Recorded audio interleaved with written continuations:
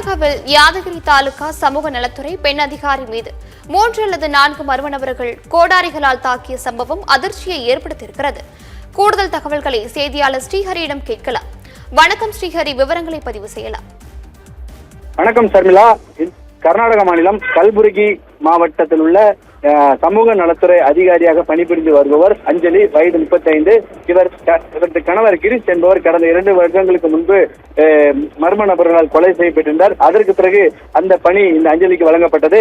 இந்த நிலையில் அஞ்சலி இன்று காலை அவரது அலுவலகத்துக்கு, அதாவது யாதகிரி டவுனில் உள்ள கிரீன் சிட்டி லே அவுட் என்ற பகுதியில் அந்த சமூக நலத்துறை அலுவலகம் உள்ளது.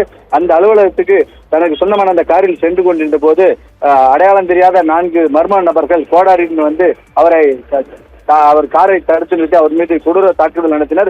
இதில் ரத்த வெள்ளத்தில் அவர் துடிதுடித்தார். உடனடியாக அவரது கார் ஓட்டுநர் அவரை மீட்டு யாதகிரியில் உள்ள அரசு மருத்துவமனையில் சிகிச்சைக்காக சேர்த்தார். பின்னர் மேல் சிகிச்சைக்காக தற்போது கல்புர்கியில் உள்ள தனியார் மருத்துவமனையில் சிகிச்சையாக அனுமதிக்கப்பட்டுள்ளார்.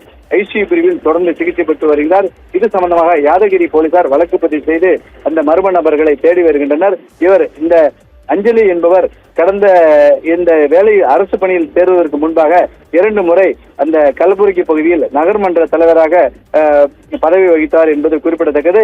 இவர் கணவர் கடந்த 2 வருடங்களுக்கு முன்பு மர்ம நபர்களால் கொலை செய்யப்பட்டிருந்தால் தற்போது இவர் மீதும் இந்த கொலைவெறி தாக்குதல் நடந்துள்ளது. என்ன காரணத்திற்காக கொலையாளிகள் இவரை கொலை செய்ய முயற்சி செய்தார்கள் என்பது போலீஸ் விசாரணைக்கு பிறகுதான் தெரியவரும். தற்போது இந்த கொலையாளிகளை பிடிப்பதற்காக யாதகிரி போலீசார் சிறப்பு போலீஸ் படை அமைத்து கண்காணிப்பு கேமராவில் பதிவான காட்சிகள் அடிப்படையாக வைத்து கொலையாளிகளை தேடி வருகின்றனர்.